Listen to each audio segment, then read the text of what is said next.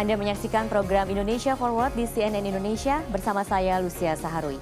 Pemerataan akses infrastruktur teknologi digital menjadi cara untuk mewujudkan layanan digital bagi masyarakat Indonesia.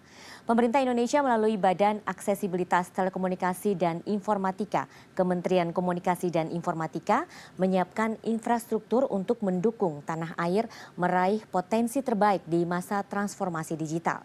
Persiapan infrastruktur ini merupakan salah satu bagian dari Peta Jalan Indonesia Digital 2021-2024. Melalui program tersebut, pemerintah menargetkan semua masyarakat sudah memiliki akses internet pada 2024. Lalu bagaimana pemerintah mewujudkan layanan digital bagi masyarakat? Kami akan membahasnya bersama Dirjen Informasi dan Komunikasi Publik Kemenkominfo, Bapak Usman Kansong. Halo Pak Usman, apa kabar? Kabar baik, Lucia. Alhamdulillah ya Pak Usman. Iya, kalau kita bicara soal peta jalan Indonesia Digital ini bisa dijelaskan sampai saat ini sudah sampai mana?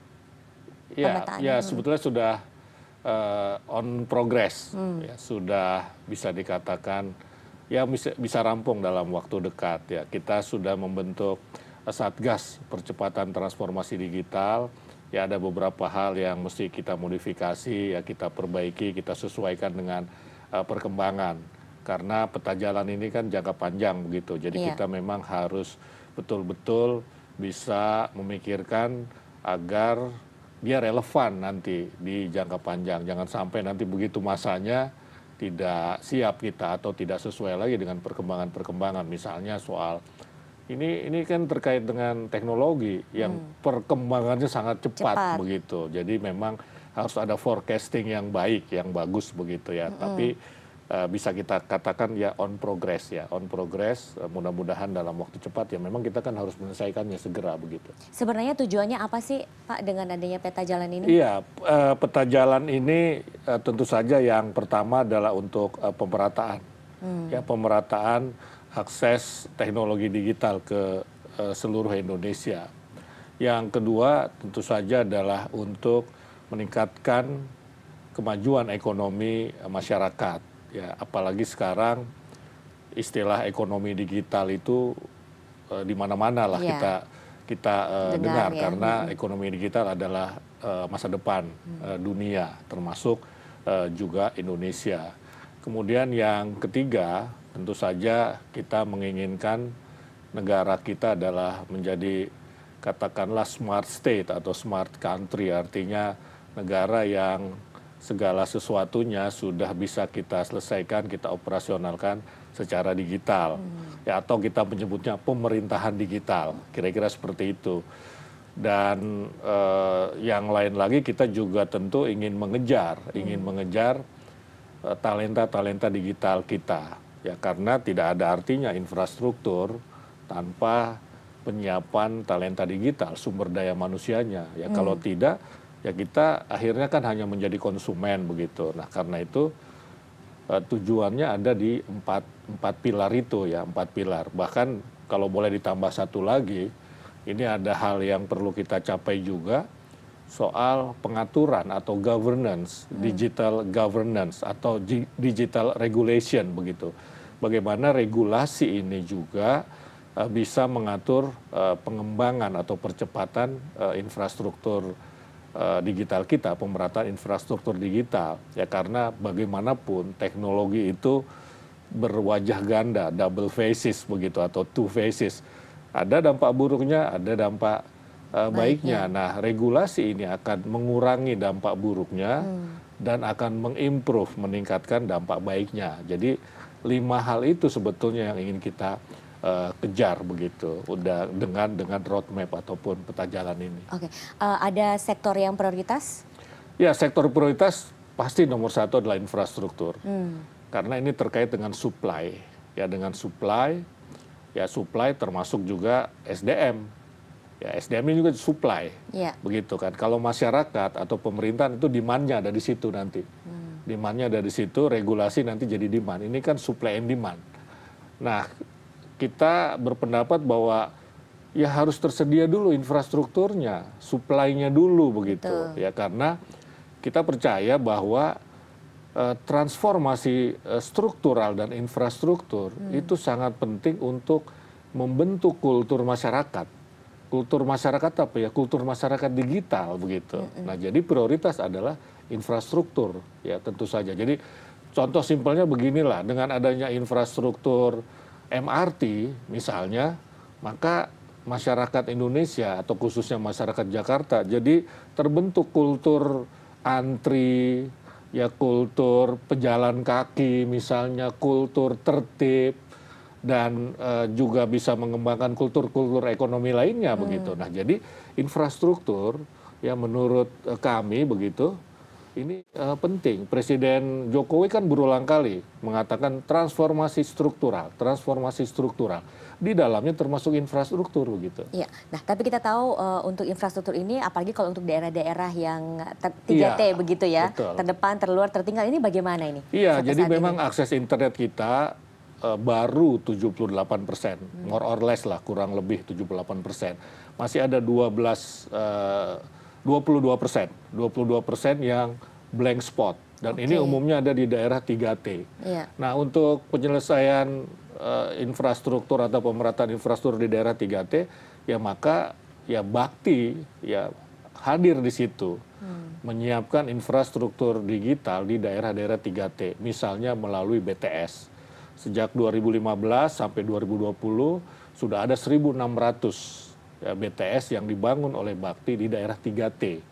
Di daerah 3T yang meliputi sekitar 39 kota kabupaten, umumnya kabupaten yang ada di pinggiran begitu. Nah, sementara sepanjang dari 2015 sampai saat ini itu sudah 4.300-an BTS yang dibangun oleh Bakti. Ini menjadi penting ya karena daerah 3T ini kan kalau buat opsel swasta ini nilai keekonomiannya tidak ada. Ya, kurang menarik begitu kurang ya. menarik. Nah, karena itu negara harus hadir. Pemerintah harus hadir. Lewat apa? Ya lewat infrastruktur itu. Tapi nanti ketika sudah berdiri BTS itu yang mengoperasikan tetap operator seluler atau opsel ataupun perusahaan. Karena kan pemerintah tidak boleh menarik keuntungan ya dari masyarakat. Nah, ini pentingnya juga dukungan ataupun support dari semua pihak terkait begitu. Oke, peta jalan ini kan sampai 2024 ya targetnya. Sementara kita tahu bentar lagi nih ya, tinggal beberapa bulan lagi Pak Usman. Nah, bagaimana mengejar ketertinggalan nih? Tinggal masih ada beberapa makanya yang kita bentuk Satgas. Ya, kita bentuk Satgas Percepatan Transformasi Digital. Itu kan mengejar 2024. Tapi jangan lupa kita juga harus menyusun peta jalan untuk 2045 Indonesia maju begitu kan.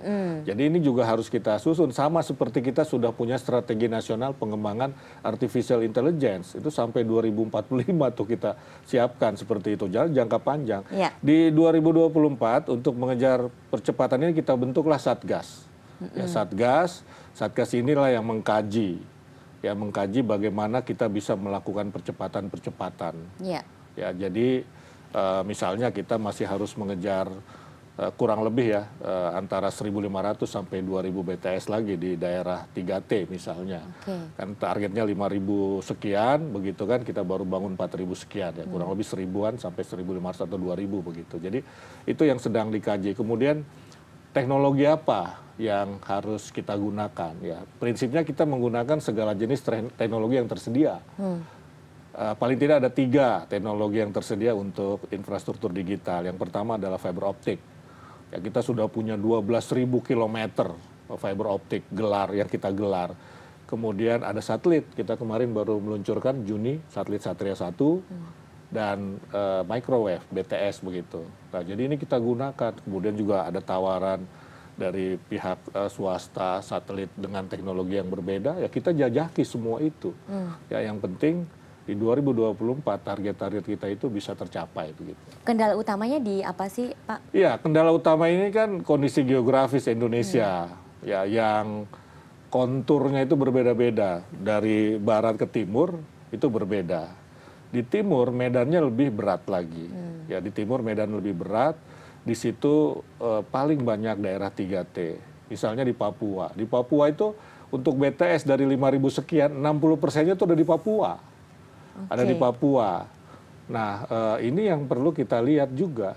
Papua itu kita lihat tahulah konturnya dari mulai laut sampai gunung, pedalaman. Ya di daerah-daerah Indonesia Timur umumnya seperti itu. Kalau Oke. Indonesia Barat relatif baiklah begitu. Oke. Jadi itu salah satu Di antara lain dan mungkin juga sumber daya manusia Ya, seperti tadi sumber daya yang manusia, Pak Usman betul, jelaskan betul, ya. sumber daya Oke, manusia. kita akan bahas lebih lanjut Baik. nanti Pak Usman dan pemirsa.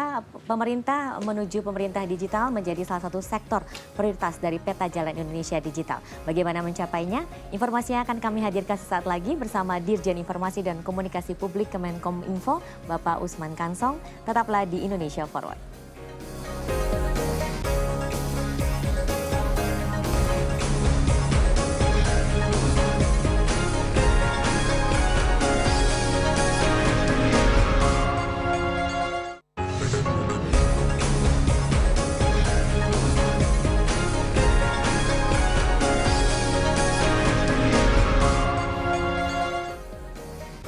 Terima kasih Anda masih bersama kami di program Indonesia Forward bersama Dirjen Informasi dan Komunikasi Publik Kemenkominfo, Bapak Usman Kansong. Pak Usman, bisa dijelaskan mengenai tadi sempat sudah disebutkan tentang pemerintahan digital atau e-government, itu seperti apa sih? Ya, jadi ada beberapa hal yang kita lakukan. Ya. Yang pertama adalah kita menerapkan yang kita sebut SPBE. Ya, pemerintahan berbasis digital begitu ya. Jadi itu perlu juga hal-hal lain yang kita lakukan. Yang kedua, satu data Indonesia misalnya. Kemudian yang ketiga, pusat data nasional. Yang keempat adalah balik lagi ke penyiapan sumber daya manusia. Kita punya program yang namanya Digital Leadership Academy. Jadi ini mengedukasi para ASN, para PNS agar punya keterampilan menggunakan teknologi digital. SPB tadi sistem pemerintahan berbasis elektronik. Nah, jadi semua pekerjaan kita dari hal yang sepele misalkan surat menyurat, ya baik internal maupun eksternal itu sudah menggunakan sistem digital. Jadi sudah kemudian paperless juga, gitu ya. Kemudian pengadaan. Nah ini juga kan selain tadi berbasis digital juga mengurangi interaksi antar manusia, artinya mengurangi korupsi kan misalnya. Kita sudah pakai e-katalog dalam SPB itu misalnya seperti itu. Kemudian input-input data-data itu sudah melalui sistem. Nah ini yang kita lakukan sekarang ini. Apalagi nanti di ibu kota baru, di IKN. Ini memang disiapkan sebuah smart city ya, yang seluruhnya pemerintahan itu nanti di pusat pemerintahan berbasis elektronik semuanya begitu. Oke, nah tadi terkait dengan persiapan SDM ini bagaimana sih membangun talenta-talenta ini supaya bisa mengikuti perkembangan digital? Ya, jadi memang kita ini kekurangan talenta digital. Ya Presiden ini kan sudah berulang kali saya kira mengatakan agar kita ini jangan cuma menjadi konsumen teknologi digital tapi juga bisa menjadi produsen teknologi digital. Ya beberapa anak muda kita sudah menunjukkan lewat aplikasi-aplikasi e-commerce misalnya begitu. Nah tetapi belum cukup untuk memenuhi kebutuhan kita begitu. Perguruan tinggi kita ini tidak banyak yang punya fakultas ataupun jurusan yang mengarah kepada pengembangan sumber daya manusia digital atau talenta digital itu. Jurusan IT lah atau komputer gitu. Nah karena itu Kementerian Kominfo juga menyiapkan. Kita ini kan punya sekolah ya, punya sekolah formal namanya Sekolah Tinggi Multimedia di Jogja. Nah ini mempersiapkan talenta digital. Jadi ini sarjana terapan, jadi D4 begitu ya, sarjana terapan. Kita arahkan mereka ke digital semuanya. Nah selain itu ada yang sifatnya informal. Itu kita punya yang paling basic, paling dasar itu kita sebut Gerakan Nasional Literasi Digital. Nah kemudian yang kedua di tingkat menengah kita punya Digital Talent Scholarship. Nah yang ketiga yang tadi saya sebutkan Digital Leadership Academy. Nah kita ini bekerja sama dengan universitas top dunia lah, misalnya Oxford, Harvard. Ya jadi kolaborasi ini akan ya mengurangi kebutuhan anggaran lah karena kita ada kerjasama begitu. Ya saya kira sudah 50-an juta orang yang ikut ini ya, ikut pelatihan-pelatihan yang kita lakukan. Selain itu ada yang lebih spesifik ya untuk selain membentuk masyarakat digital tadi adalah mendorong ekonomi digital. Ya kita punya program adopsi teknologi 4.0 untuk UMKM. Ya ini kan dua nih yang sasarannya, sumber daya manusianya, ya pelaku UMKM sendiri, dan ekonominya. Jadi membentuk masyarakat digital sekaligus ekonomi digital. Nah itu kita punya programnya. Targetnya 30 juta UMKM pada 2024. Oke, kalau terkait pusat data nasional itu bagaimana? Ya, pusat data nasional kita dulu merencanakan ada 4 kota. Ya, ada di Bekasi, kemudian di Batam, di Labuan Bajo, dan di IKN. Tapi kemudian dalam perkembangannya kita kaji lagi, kelihatannya kita jadi 3. 3 bukan berarti dikurangi ya. Yang Labuan Bajo kita satukan dengan IKN. Kira-kira begitu. Jadi di Bekasi sudah groundbreaking, tahun 2024 sudah bisa beroperasi. Di Batam yang kedua kita sudah dapat tempatnya, lokasinya. Karena lokasi ini penting bagi kita. Lokasi ini tidak boleh listrik berkedip. Itu aja tidak boleh. Nah, karena itu dicari tempat yang bebas gempa, bebas tsunami, begitu minim lah potensi ancaman bencananya. Sehingga dia bisa bayangkan kalau dia pusat data, listriknya berkedip, ya datanya bisa hilang. Bisa hapus. Betul. Begitu. Nah di Batam ini kita sudah dapatkan tempatnya, ya kita sedang mencari mitra begitu ya. Nah di IKN ya ini juga on progress ya karena Kominfo menjadi katakanlah salah satu kementerian dan lembaga yang ada di dalam panitia penyiapan kira-kira begitu ya, penyiapan IKN karena infrastruktur digital itu tadi harus kita siapkan pusat data nasional itu. Nantinya pusat data nasional ini jadi berfungsinya seperti apa? Iya, jadi pusat data nasional itu dia menjadi pusat pengumpulan data kita. Nah, ini selain kita kumpulkan di situ data-data pemerintahan, ini juga adalah upaya melindungi data kita dari katakanlah hacker. Ya karena PDN ini seperti gudang besar yang di dalamnya ada kotak-kotak penyimpanan data. Ini ada datanya Kominfo, ini ada datanya Kemenkes, ini ada datanya siapa begitu. Jadi ada double protection di situ. Kira-kira kalau orang mau bobol gitu ya harus kerja 2 kali lah. Bobol dulu gudangnya baru kotak-kotaknya itu gitu. Kira-kira seperti itu bayangannya. Untuk mempermudah saja masyarakat, analogi. Sebetulnya tidak seperti itu begitu. Tapi dia selain mengumpulkan data ya juga untuk perlindungan data kita begitu. Oke. Nah, ini kan berarti perlu kerjasama antara kementerian begitu ya. Nah, sejauh ini bagaimana? Oh iya, kerjasama antar kementerian ya harus kita lakukan dengan PAN RB misalnya dalam konteks FCBTI. Sistem pemerintahan berbasis elektronik, tentu kita bekerja sama dengan Kementerian PAN RB. Penyiapan talenta digital, kita tentu bekerja sama dengan Kemendikbud Ristek, ya, dan juga yang lain-lainnya, misalnya dengan BRIN. Ya, BRIN dalam konteks pengembangan artificial intelligence itu kan juga bagian dari infrastruktur digital, ya, begitu. Itu leading sektornya adalah BRIN. Kominfo ada di dalam tim penyusun strategi nasional pengembangan artificial intelligence. Jadi itu keniscayaan saya kira ya. Pemirsa, tidak hanya menjadi pemerintah digital atau e-government, percepatan transformasi digital juga untuk mewujudkan digitalisasi sektor lainnya seperti ekonomi dan masyarakat. Kita akan membahasnya usai jeda bersama Dirjen Informasi dan Komunikasi Publik Kemenkominfo, Bapak Usman Kansong. Tetaplah di Indonesia Forward.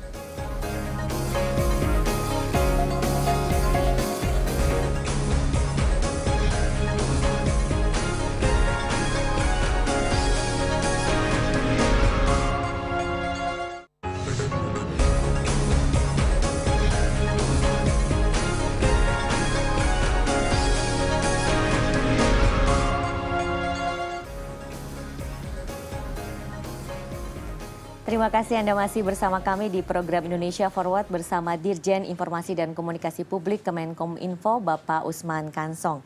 Pak Usman, salah satu tujuan percepatan transformasi digital ini adalah kan untuk mengembangkan ekonomi digital begitu ya. Nah, apa upaya dari Kemenkominfo supaya ini bisa tercapai begitu? Ya, yang tadi sempat saya sampaikan, kita punya program adopsi teknologi 4.0 untuk UMKM.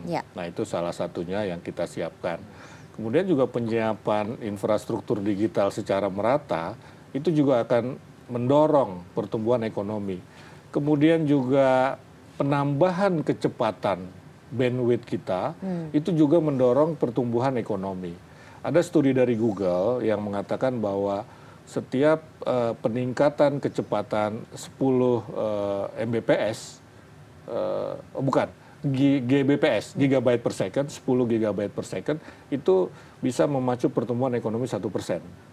Nah, jadi kecepatan internet kita itu menjadi hal penting. Sementara sekarang ini internet kita itu kecepatannya masih di urutan 98 dari sekitar 160-an negara.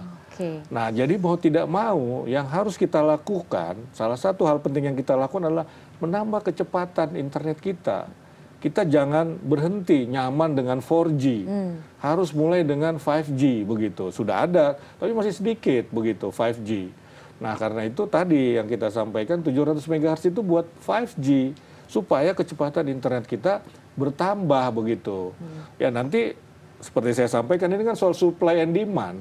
Jadi kalau supply-nya nanti sudah ada, tersedia 5G-nya, mungkin orang akan rame-rame beralih ke teknologi 5G ya untuk kepentingan ekonomi salah satunya. Nah, jadi itu upaya yang kita lakukan. Jadi dari sisi infrastruktur maupun dari sisi sumber daya manusia juga begitu. Berapa lama kira-kira kita bisa menikmati 5G nanti? Wah, ya ini memang sangat tergantung ya pada kesiapan industri kita juga begitu ya. Tadi kita sampaikan bahwa kita membutuhkan kerjasama dengan swasta.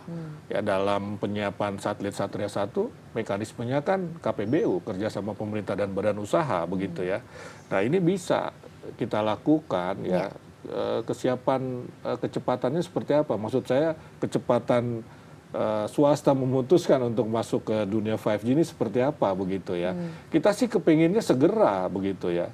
Nah, tetapi kan ada keinginan-keinginan, harapan-harapan dari swasta. Karena itu kita sekarang sedang menyusun mekanisme insentif.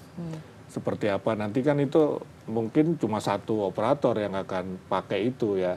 Pakai itu ada beauty contest kan begitu berarti kan gitu. Nah, ini lagi kita siapkan mekanismenya supaya kita cepatlah bergerak ke 5G begitu. Iya, baik. Nah, tapi terkait dengan digital ini seperti tadi Pak Usman juga sempat bilang ada sisi negatifnya juga begitu ya. Dan yang ditakutkan salah satunya adalah akses informasi data ini. Nah, ini bagaimana? Iya.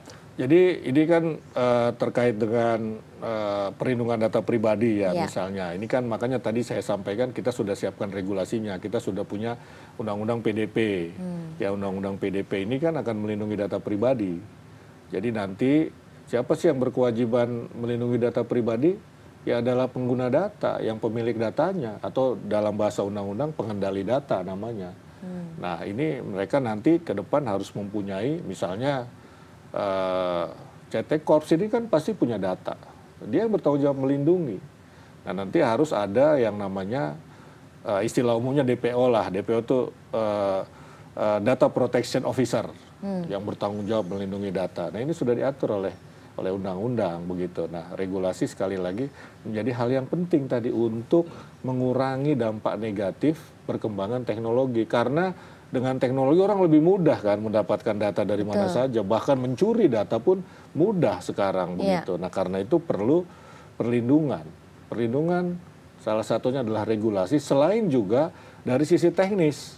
Ya, kita edukasi lah teman-teman ini, anak-anak muda ini bagaimana menciptakan katakanlah ya aplikasi atau sistem yang bisa melindungi data kita secara lebih baik begitu. Oke, nah dari Kemeninfo sendiri untuk melindungi dan meminimalisir penyebaran data pribadi ini tadi selain regulasi apa lagi? Iya, kita tentu saja melakukan sosialisasi ya secara sosial. Ya, kita edukasi lembaga-lembaga, kementerian-kementerian swasta ya untuk aware ya dengan dengan datanya. Ya, kemudian kita bersama-sama BSSN juga mensupervisi perlindungan data di berbagai lembaga. Ya, kita juga kemudian ya katakanlah kalau Kominfo ini kan adalah regulator.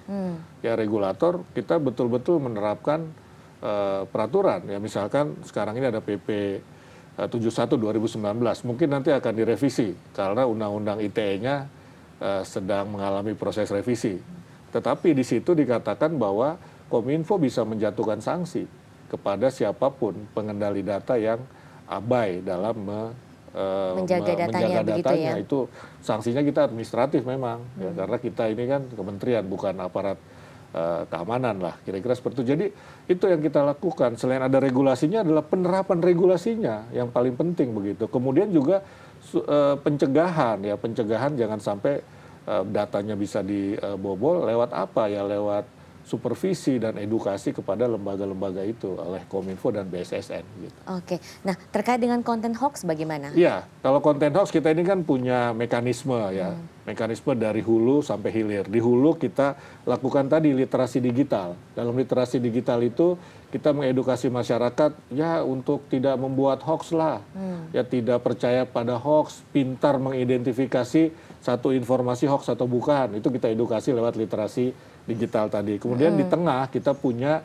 3 mekanisme juga, ada dengan menggunakan AIS Automatic Identification System. Ini juga semacam kecerdasan buatan AI yang dia bergerilya setiap saat untuk mencari konten-konten negatif termasuk hoax tadi.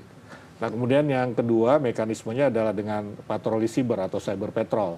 Ini orang terdiri dari 3 tim memelototi media sosial, kalau menemukan hoax itu kita identifikasi. Kemudian yang ketiga laporan masyarakat. Masyarakat bisa melaporkan kalau menemukan hoax di media sosial ke aduankonten.id. Nanti akan kita identifikasi.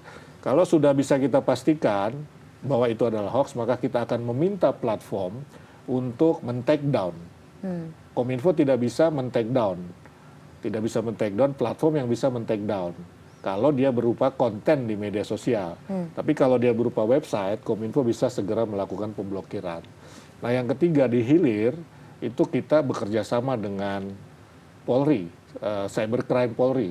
Ya, siapa tahu ada hoax yang memang sudah pada tingkat pelanggaran hukum, misalkan radikalisme, ujaran kebencian, memang ada mens rea, tidak baik lah di situ. Kita bekerja sama, dan dalam konteks pemilu misalnya, kita bekerja sama dengan Bawaslu ya untuk hoax pemilu atau hoax politik. Iya, begitu. kan sudah mulai banyak sudah nih. Mulai banyak begitu ya. Jadi kita punya mekanisme komprehensif dari hulu ke hilir begitu. Oke, baik, terima kasih Pak Usman Kansong untuk informasinya. Ini kita berharap percepatan transformasi digital ini bisa berjalan lancar begitu ya, dan semakin banyak talenta-talenta digital di Indonesia.